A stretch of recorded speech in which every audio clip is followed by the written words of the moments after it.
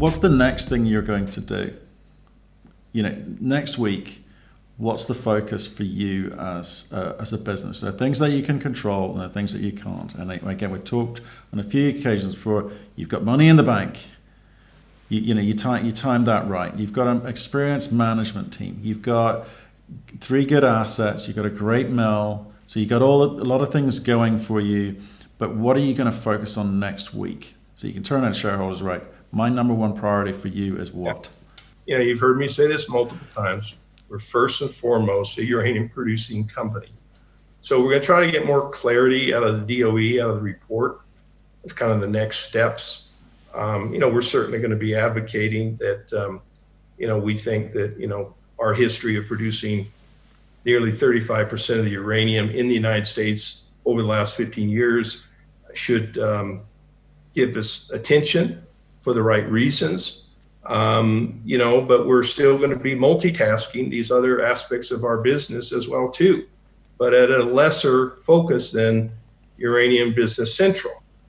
Hopefully the price of uranium will continue up, to go up. I think there's some really, positive signs on, the settling out of supply demand issues globally. Look, in the perfect world,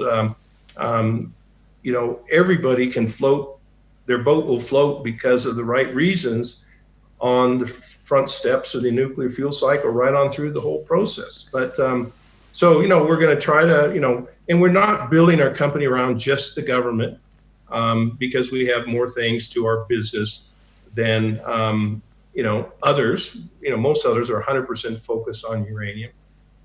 So, we'll get more certainty. We'll start to look at how we can capitalize on immediate relief from the government, selling inventories and preparing for filling, a significant portion of the national stockpile.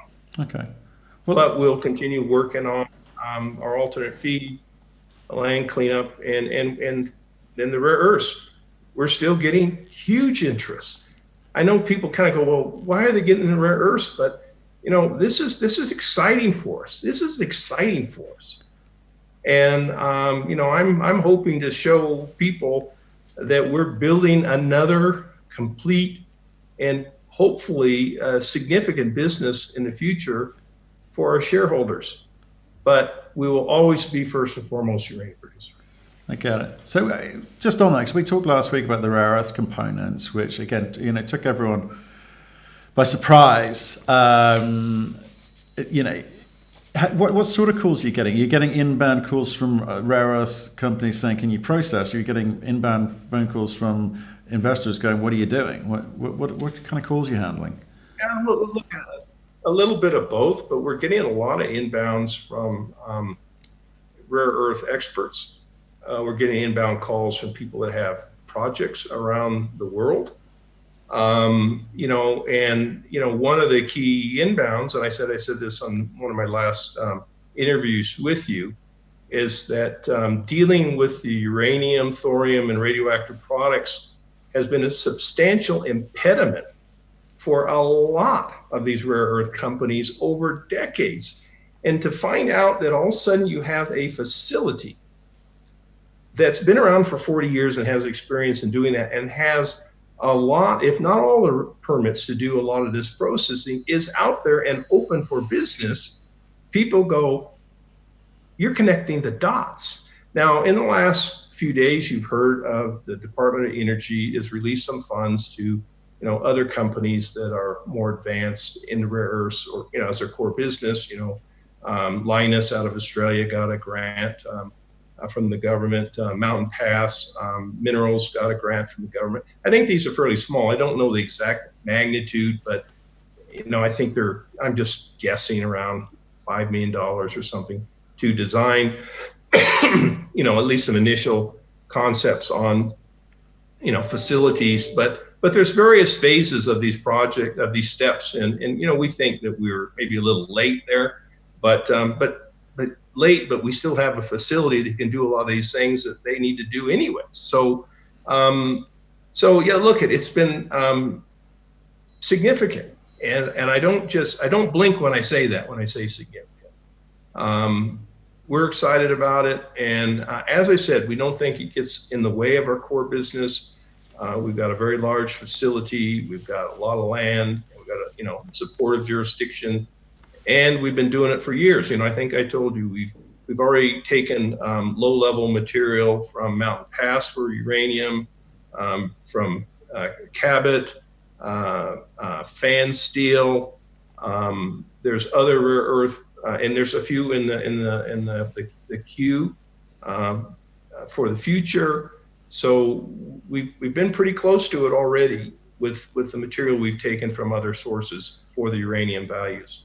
No, I'd have to say I did like that story. I liked that you came up with that idea for a new revenue stream, because we speak to a lot of rare earth companies who talk about trying to get the rare earths stranglehold that China has in a way, but they're struggling to get all the components in place to be able to get their business up and running. So no, I think well done on that one.